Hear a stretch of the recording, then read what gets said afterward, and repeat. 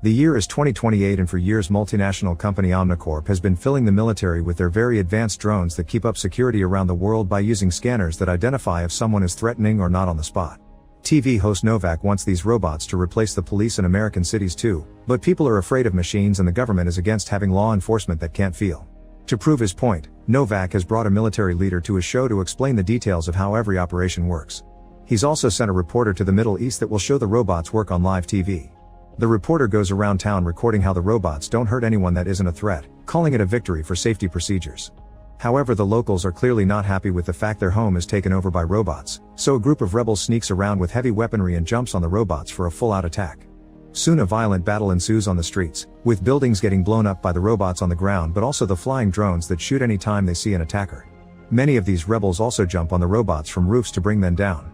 As the entire area begins to explode, the robots find a scared young boy with a knife in his hand, only trying to protect himself. But for the scanner, a knife is enough to be a threat and the robot immediately kills the boy. Novak doesn't let this change his mind and tells his viewers that what the robot did was a good thing, just part of keeping the city safe. Meanwhile, at the police station, Detective Alex comes to see his boss, who demands an explanation about the incident his rude co-workers are accusing him of. Alex tells her the whole story. The previous night, Alex and his best friend met with some criminals for an undercover operation. They tricked a dealer into revealing some illegal weapons and arrested him on the spot. However, when Alex went to check the evidence locker later, the weapons they took were missing and nobody signed the paperwork, meaning a dirty cop had to take them out. Afterward, Alex and his partner went undercover again and met with the gang leader at a restaurant, but they were interrupted when the leader got a call warning him that Alex was a cop.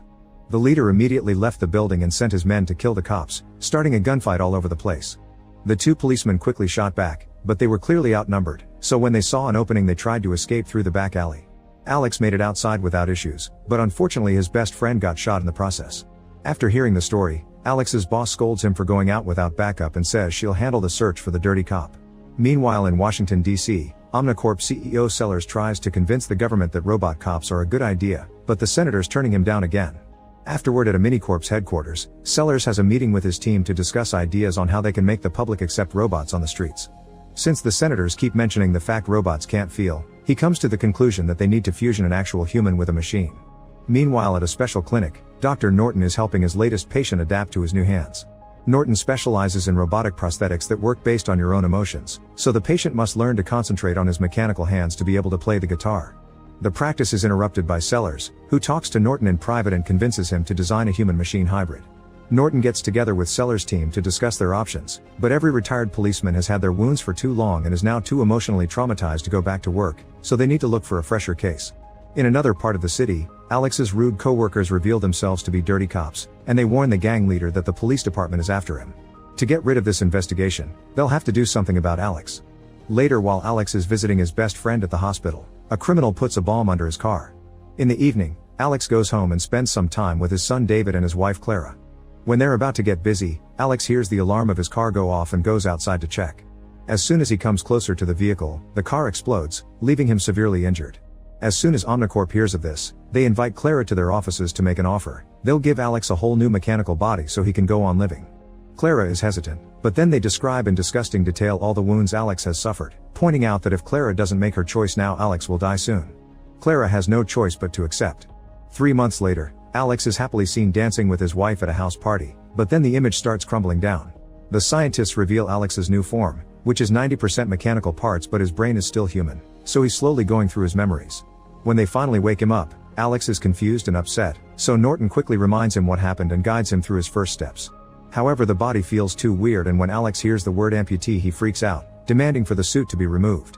When Norton tries to calm him down, Alex violently pushes him away before running out of the building, pushing anyone who tries to stop him. His running speed is amazing, and when he encounters the wall surrounding the building, he can jump over it without breaking a sweat. However, when he starts running again, Norton finally decides to shut him down remotely. A moment later, Alex wakes up at the lab again, and Norton removes the main pieces of the robotic body to show Alex that only a few organic parts of him are left, so there's no running away from this. Norton says it was the only way to save him, but Alex thinks death is better than a machine and asks the doctor to pull the cord. Norton changes his mind by explaining Clara asked for the procedure and that his family is waiting for him, so he should do this for her. To prove this, Norton lets Alex call Clara, although Alex only shows her his face for now. Clara thinks he's still very handsome and can't wait to reunite with him. Now that Alex has accepted to cooperate, he spends the night at the lab, where his body goes through maintenance. The next day, he's taken to do some training with Rick, the military man in charge of handling Omnicorp's robotic armies in the field. He thinks that the machines are already perfect, so he considers it a waste of time and resources to include a human in the project, but he still provides Alex with weapons, which he can put away on his special leg compartments. They put Alex and a robot through a simulation where they must kill criminals and save civilians, and as everyone runs around doing the rescues without much trouble, Rick's predictions are true. Alex ends up being slower than the machines because the machines simply evaluate and act, while Alex takes a moment to feel between evaluation and acting. Later in the evening, when he's alone, Alex uses a computer to keep track of what's happening with the gang leader case. The next day, Sellers is disappointed by the results of the simulation and furiously orders Norton to fix this problem. He also thinks Alex needs to look better on screen for marketing reasons, so he asks for a better tactical suit. Later at the lab, the doctor opens Alex's head and does some modifications to his brain that will make him think he still has free will, but the machine will be actually the one acting. Alex is also given a complete makeover. Now his armor looks black and slick. Afterward, they bring Alex to an abandoned building for a new test. This time he must go against Rick and an army of robots alone. Using his visor to scan the area and with outstanding reflexes, Alex quickly assesses the situation and takes action, shooting at every single robot without hesitation. He's also quick to find cover and hide when he's shot at, so he never gets hurt. One by one all the robots go down, and in the end, only Rick is standing, so Alex shoots at his exoskeleton armor to take the win.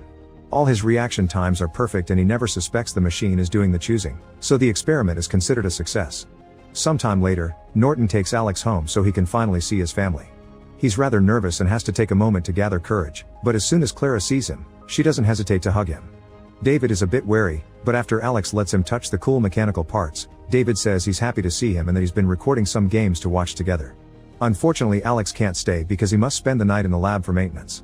When he returns to the base, Alex meets his best friend, who has finally recovered, and he promises to catch the people that hurt him.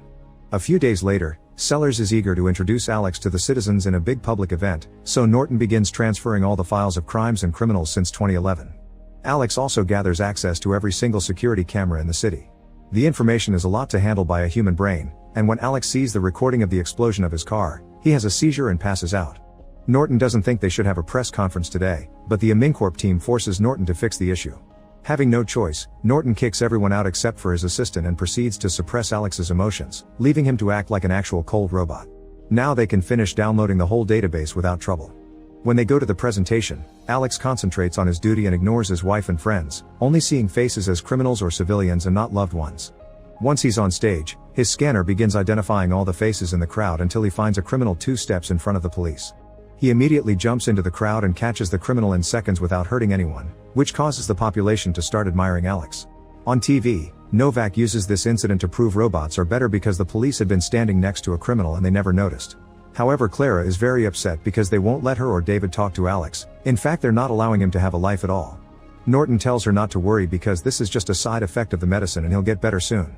The next day, Alex finally returns to duty at the station and announces he'll catch 13 criminals today. Ignoring his friend's worries, he takes a bike and finds a group of dealers thanks to his access to the database and the cameras. Most of the group runs away, but Alex manages to bring down a dealer and threatens him until he confesses the location of his base of operations. Moments later, Alex arrives at an illegal kitchen and enters the building still on his bike, shooting at every criminal and not being bothered by normal bullets coming his way. Even when they try to get him from behind, Alex's scan detects them and easily brings them down. People at Omnicorp are happy with the results, and Sellers gives Rick full access to monitor Alex just in case. As days pass, Alex becomes a hero in the city, stopping crime in every corner. Novak makes a big deal out of it and brings Sellers to his show to explain to the senator that the American public is slowly changing their minds. When the senator tries to protest against it, he's simply cut off. Meanwhile, the dirty cops meet with the gang leader to make a plan to deal with Alex, who has been making their job very hard. Sometime later, Clara risks running through traffic to finally approach Alex, asking him to show some emotion.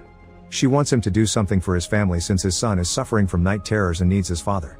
At first Alex seems unaffected, but as he drives away, he begins approaching this as the robotic cop he is. He searches for security footage and discovers David had seen the car explosion, which left him traumatized. Learning this about his son really upsets Alex's humanity and slowly his brain begins undoing Norton's process of taking away his emotions. He's furious that his family has been suffering because of him and he intends to fix it. People at the lab notice this change through Alex's tracker and consider turning him off, but Norton wants to see what happens since technically Alex is still solving a crime, it just happens to be his own. Alex goes to his home and by taking the information from all the cameras, he recreates the day of the attack and sees his wife and son the moment he exploded. Using the few clues he has, he goes to look for a man who worked with the gang leader, dragging him out of the car through the window and breaking his hand. Alex steps on it to make him hurt more, and the criminal gives him the phone number of the leader's driver. After triangulating the signal of his last call, he finds the exact location of the gang's base. While Alex makes his way there, cops at the station learn that Alex is out there solving his own crime, and soon the gang leader is informed that Alex is going after him. By the time Alex makes it to the base, the criminals are ready to receive him in the dark with night vision goggles and heavy weaponry. Alex breaks in with his bike and activates his night vision, triggering a gunfight. No matter how many criminals there are or how many times they shoot, Alex has no trouble walking through the base shooting anyone that gets on his way until nobody is left alive. Although this time, he does receive some damage in the process. Afterward, Alex turns on the power again and takes samples of all the fingerprints on the weapons, which finally reveals which cops are dirty.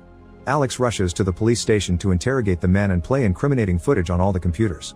One of the dirty cops tries to attack Alex, who immediately shoots him to defend himself. The other guy is terrified and confesses it was their boss who planned everything, then Alex shoots him anyway. Afterward, Alex confronts her boss and tries to make her confess, but at that moment Rick shuts him down. Rick calls Sellers to tell him they can use this, and soon Novak puts the incident all over his show, proving that machines are better than people because they can't be bought. The next day, the government starts to vote in favor of bringing robots to the local police.